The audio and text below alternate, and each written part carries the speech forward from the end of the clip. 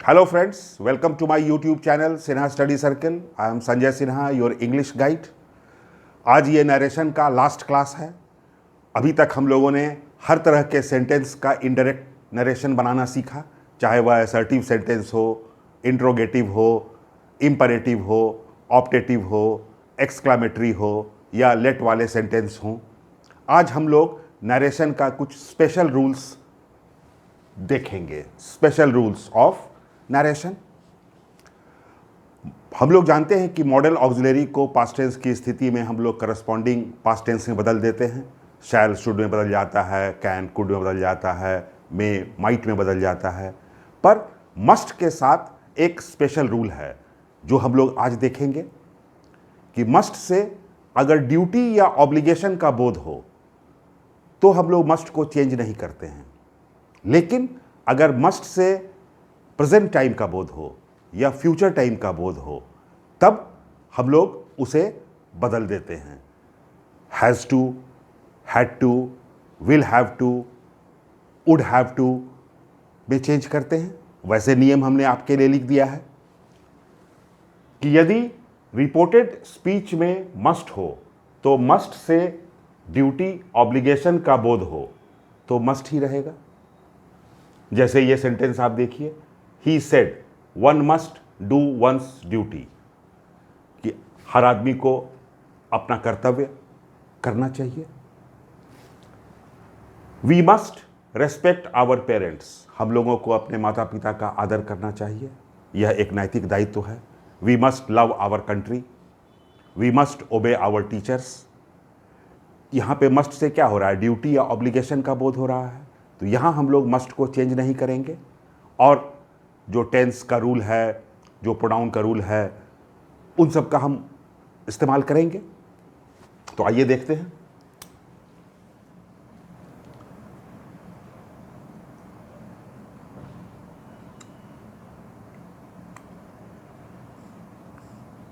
ही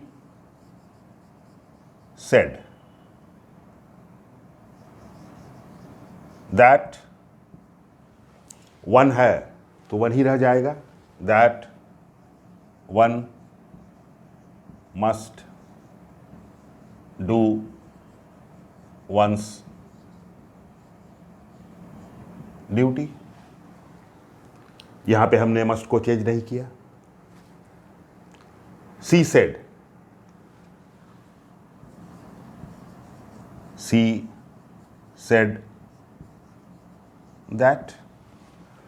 यहाँ पे वी मानव जाति का बोध करा रहा है, इसलिए इस वी को चेंज नहीं करेंगे, क्योंकि सबों को अपने माता पिता का आदर करना चाहिए, सबों को अपने देश से प्यार करना चाहिए। That we must respect our parents. लेकिन यदि मस्ट का प्रयोग प्रेजेंट या फ्यूचर में हो तो उसे हैज़ टू या हैड टू प्रेजेंट की स्थिति में, और विल हैव टू या वुड हैव टू फ्यूचर की स्थिति में बदलें। अब एग्जांपल देखिए, आपको क्लियर हो जाएगा। She said I must do this work, I must go to Delhi tomorrow. इससे किसी नैतिक दायित्व का बोध नहीं हो रहा है, बल्कि प्रेजेंट टाइम या फ्यूचर टाइम का बोध हो रहा है। तो ऐसे स्थिति में हम लोग मस्ट का प्रयोग नहीं करेंगे, बल्कि मस्ट को चेंज करेंगे। जैसे she said that, first person बदल जाएगा शी सब्जेक्ट के अनुसार, तो शी। मस्ट को हम लोग चेंज करेंगे तो हम लोग इसे पास्ट सिंपल में चेंज कर देंगे। She had to do, words of nearness change हो जाता है words of distance in the case of past tense, so ये दिस बदल जाएगा दैट में, दैट वर्क। अब यही सेंटेंस अगर आप सोचिए कि सी सेज रहता तो क्या होता, सी सेज दैट शी, तो प्रेजेंट टेंस है तब हम हैड टू नहीं लेते, तब हम लेते सी हैज़ टू। डू तब हम दिस को भी दैट में नहीं बदलते, तब ये दिस ही रहता, तो हमारा वाक्य बनता she says that she has to do this work. अब आप अगला सेंटेंस देखिए, she said I must go to Delhi tomorrow, कि मुझे कल दिल्ली जाना चाहिए, तो कल की बात हो रही है इसलिए फ्यूचर टाइम का बोध हो रहा है। तो हम लोग इसे कैसे बनाएंगे, Sita said that, first person changes according to the subject, Sita लड़की है इसलिए उसके लिए हम लोग लेंगे शी, और टुमारो की बात हो रही है, पास्ट टेंस है इसलिए विल हैव नहीं, हम लोग लेंगे would have to go to Delhi, और पास्ट टेंस की बात है तो टुमारो भी बदल जाएगा द नेक्स्ट डे में। अब आप सोचिए कि यही सेंटेंस अगर रहता सीता सेज तो प्रेजेंट टेंस हो जाता, तो हम लोग वुड हैव टू नहीं लेते, हम लोग विल हैव टू लेते, तो हमारा वाक्य क्या बनता, Sita says that she will have to go to Delhi tomorrow, क्योंकि प्रेजेंट टेंस की स्थिति में टुमारो भी नेक्स्ट डे में नहीं बदलता, क्योंकि टुमारो टुडे वगैरह जो भी बदलता है words of nearness, words of distance में, वो केवल पास्ट टेंस की स्थिति में होता है। तो आप लोगों को ठीक से समझ में आया होगा कि मस्ट के साथ हम लोगों को सावधानी रखनी है कि अगर उससे ड्यूटी या ऑब्लिगेशन का बोध हो तो हम लोग मस्ट का प्रयोग करेंगे, लेकिन उससे अगर प्रेजेंट या फ्यूचर टाइम का बोध हो तो हम लोग मस्ट को चेंज कर देते हैं। रिपोर्टिंग स्पीच में अगर किसी नाउन को हम एड्रेस के रूप में प्रयुक्त करते हैं तो उस नाउन को आप रिपोर्टिंग वर्ब का ऑब्जेक्ट बना देते हैं।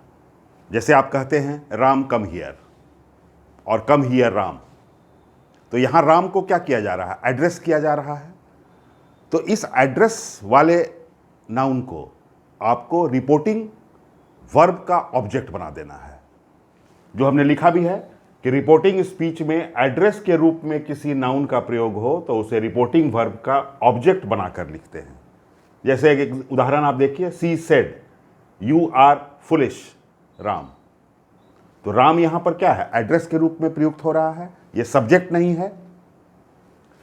तो इसका अगर इनडायरेक्ट नरेशन हमें बनाना होगा तो हम बनाएंगे शी टोल्ड राम, क्योंकि हमारा सेंटेंस बन जाता सी सेड टू राम, तो सेड टू है तो उसे टोल्ड में बदल देंगे, सी टोल्ड राम दैट। अब यू सेकेंड पर्सन है, ये ऑब्जेक्ट के अनुसार बदलेगा, राम ऑब्जेक्ट हो गया हमारा तो उसके लिए ही हो जाएगा, और टोल्ड पास्ट टेंस है तो इसलिए हमारा वर्ब पास्ट टेंस में हो जाएगा, तो ही वॉज फुलिश। तो एड्रेस वाले नाउन को आपको रिपोर्टिंग वर्ब का ऑब्जेक्ट बनाकर लिखना है। एक और स्थिति देखिए कि यदि रिपोर्टिंग स्पीच में टर्म ऑफ एड्रेस का प्रयोग हो, टर्म ऑफ एड्रेस का अर्थ कि जैसे नेता लोग भाषण देते हैं तो क्या बोलते हैं, भाइयों और बहनों, देवियों और सज्जनों हिंदी में, लेकिन इंग्लिश में अगर बोलते हैं तो क्या बोलते हैं, ladies and gentleman, my dear friends, brave sons of the soil, future hope of the country, इस तरह का एड्रेस इस्तेमाल करते हैं। तो ऐसे वाक्यों को आप कैसे बदलेंगे, ये देखिए कि यदि रिपोर्टिंग स्पीच में टर्म ऑफ एड्रेस का प्रयोग हो तो उसे इस प्रकार बदलते हैं, the leader said ladies and gentleman you are my hope, आप लोग मेरी आशा हैं। तो इसे हम कैसे बदलेंगे, द लीडर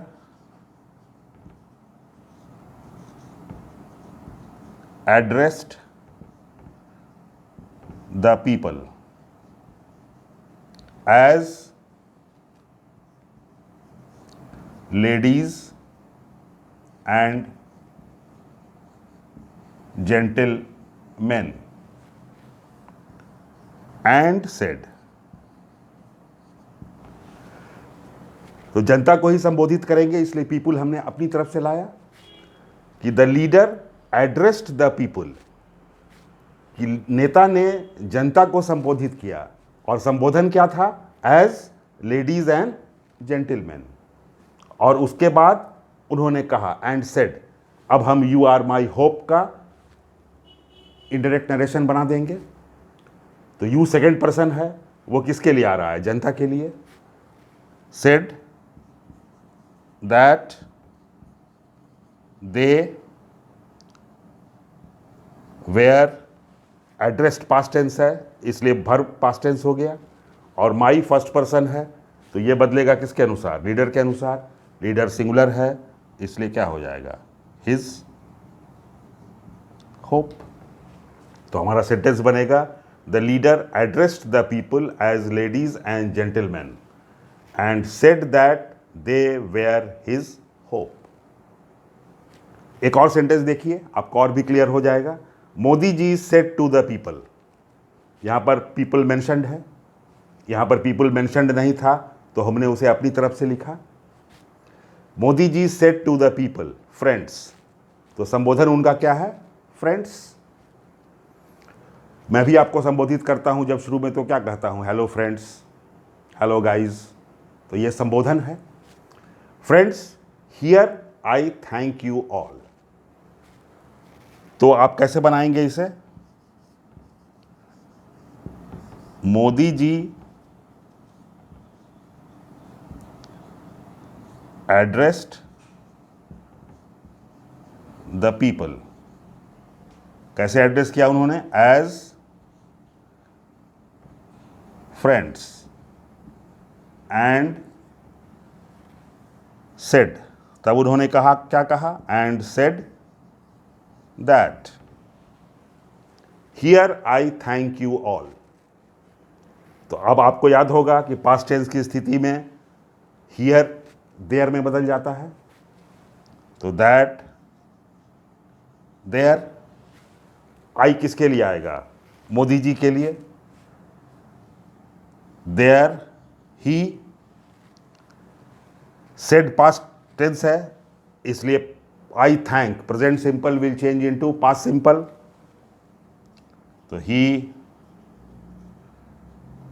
थैंक्ड। यू किसके अनुसार बदलेगा? पीपुल के अनुसार। पीपुल थर्ड पर्सन है इसलिए क्या हो जाएगा इसके लिए? Thanked them all. तो आप लोगों ने समझा कि अगर टर्म ऑफ एड्रेस हो तो उसका इनडायरेक्ट नरेशन हम कैसे बनाते हैं।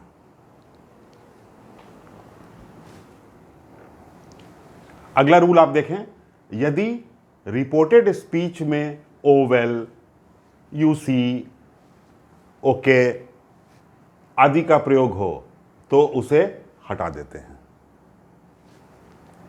She said, well mister Ram you have done your work.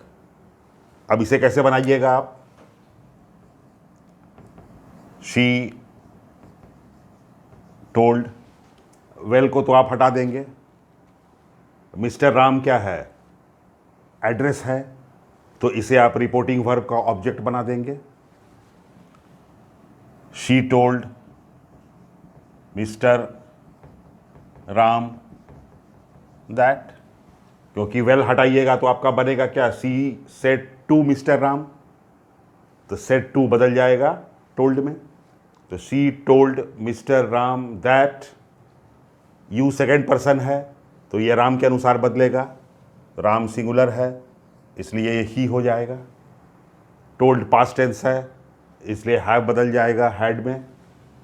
He had done, your he के अनुसार बदलेगा।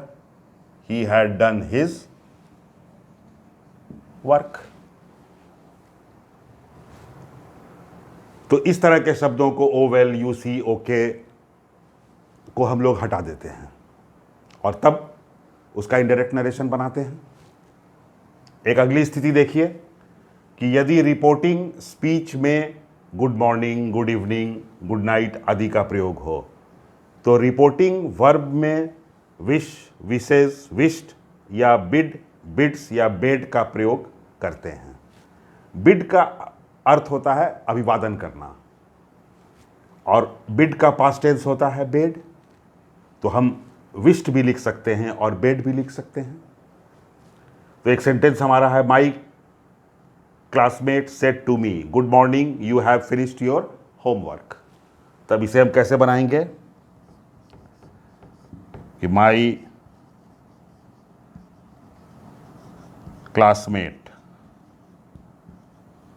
पास्ट टेंस है विश्ड, या यहां पर हम बेड भी लिख सकते हैं, विश्ड मी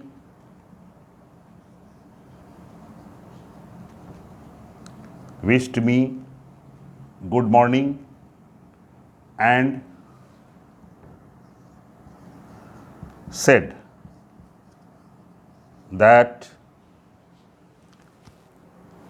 you है सेकेंड पर्सन, ऑब्जेक्ट के अनुसार बदल जाएगा।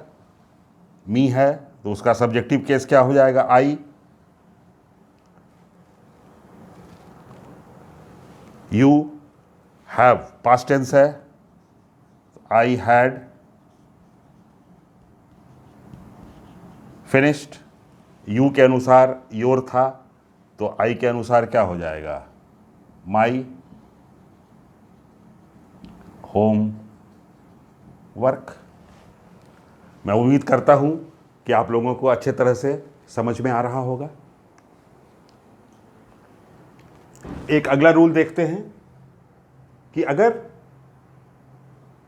रिपोर्टेड स्पीच में सर या मैडम का प्रयोग हो, जैसा अक्सर आप अपने टीचर के लिए करते हैं, तो उसे हटाकर रेस्पेक्टफुली जोड़ा जाता है। सर या मैडम हम नहीं लिखते हैं, उसकी जगह पर हम रेस्पेक्टफुली लिख देते हैं रिपोर्टिंग वर्ब में। जैसे she said to me sir I have completed my task, इसे हम कैसे बनाएंगे, तो she told me, said to is changed into told, sir को हटा देंगे हम और यहां रेस्पेक्टफुली जोड़ देंगे। She told me respectfully that, उसके बाद I have completed my task का इनडायरेक्ट नरेशन बना देंगे। तो आई फर्स्ट पर्सन है, सब्जेक्ट के अनुसार बदलेगा। दैट, शी पास्ट टेंस है इसलिए हैव हैड में बदल जाएगा, शी हैड कंप्लीटेड। आई के लिए माई था, शी के लिए हर हो जाएगा, she had completed her task. तो इस तरह से हम लोग सर या मैडम को हटा देते हैं और उसकी जगह पर रिपोर्टिंग वर्ब में रेस्पेक्टफुली जोड़ देते हैं। एक और स्थिति देखिए कि यदि किसी क्वेश्चन का आंसर यस और नो में दिया जाए तो उसे इस प्रकार बदलते हैं, he said to me did you write a letter. तो ये तो हम देख रहे हैं कि इंट्रोगेटिव सेंटेंस है, तो इंट्रोगेटिव सेंटेंस है, इसका तो हम इंट्रोगेटिव की तरह बना लेंगे। फिर आगे लिखा हुआ है आई सेड यस, या यहां पर नो भी हो सकता था। तो इसका इनडायरेक्ट नरेशन आप कैसे बनाते हैं, तो पहले तो इसका आप बना लीजिए। तो इंट्रोगेटिव सेंटेंस है, पास्ट टेंस है, तो ही आस्क्ड मी, डिड से शुरू हो रहा है इसलिए यस नो क्वेश्चन है, इसलिए इफ या वेदर का प्रयोग करेंगे आप। Did you write past simple है, past simple changes into past perfect. You second person है, वो बदलेगा ऑब्जेक्ट के अनुसार। मी के लिए क्या हो जाएगा, I had written a letter. तो he asked me if I had written a letter. अब ये एक नई स्थिति है, तो हम क्या करते हैं, इसके लिए लिखते हैं आई रिप्लायड इन द अफर्मेटिव। हम यस नहीं लिखते हैं, यस के लिए हम लिख देते हैं आई रिप्लायड इन द अफर्मेटिव। या अगर आपका आंसर नो होता, आई सेड नो, तो आप लिखते अफर्मेटिव के जगह पर आप लिखते negative. I replied in the affirmative, या आप लिखते I replied in the negative. Last rule कि अगर क्वेश्चन टैग हो, क्वेश्चन टैग को हमने डिटेल में आपको पढ़ाया था, क्वेश्चन टैग को हटा देना चाहिए, ओमिट कर दीजिए आप क्वेश्चन टैग को। तो ये आपका क्वेश्चन टैग है, इसको आप ओमिट कर देंगे और इसे इंट्रोगेटिव सेंटेंस की तरह आप बना लेंगे। She asked me if, you second person है, बदल जाएगा बी के अनुसार। If I, present I know, present simple है तो ये बदल जाएगा पास्ट सिंपल में। If I knew, me first person है, ये बदल जाएगा सब्जेक्ट के अनुसार। If I knew her. तो क्वेश्चन टैग अगर हो तो क्वेश्चन टैग को आप रिमूव कर दें। इस तरह से नरेशन का लेसन आज कंप्लीट होता है। मैंने आपको नरेशन बहुत ही डिटेल में और बहुत ही बारीकी के साथ पढ़ाया है, क्योंकि नरेशन एक बहुत ही इम्पॉर्टेंट चैप्टर है और थोड़ा सा कॉम्प्लिकेटेड भी है, लेकिन कंपटीशन के लिए यह बहुत इम्पॉर्टेंट है। मैंने देखा है कि पिछले साल 2020 के एसएससी सीजीएल में टायर 1 पीटी एग्जामिनेशन जो होता है, उसमें इंग्लिश का 25 क्वेश्चन था। उस 25 क्वेश्चन में 2 क्वेश्चन नरेशन से था, और मेंस के एग्ज़ाम में तो डेफिनेटली 20 से 22 नंबर तक का क्वेश्चन नरेशन से ही होता है। इसलिए नरेशन कॉम्पिटिटिव एग्जामिनेशन के लिए बहुत ही इम्पॉर्टेंट है, और स्कूल कॉलेज के लिए तो इम्पॉर्टेंट है ही, क्योंकि बच्चों को 6, 7, 8, 9, 10, 11, 12 सभी में नरेशन पढ़ाया जाता है। तो प्रैक्टिस सेट के पहले आप कंसेप्ट को अच्छी तरह से रिवाइज करें। कहीं कोई अगर डाउट हो तो कमेंट सेक्शन में लिखकर आप पर्सनली मुझसे पूछ सकते हैं, मैं आपके डाउट को दूर करने की कोशिश करूंगा। So revise nicely before the practice set. Keep watching, keep learning, keep revising, keep improving, and do not forget to like, share and subscribe.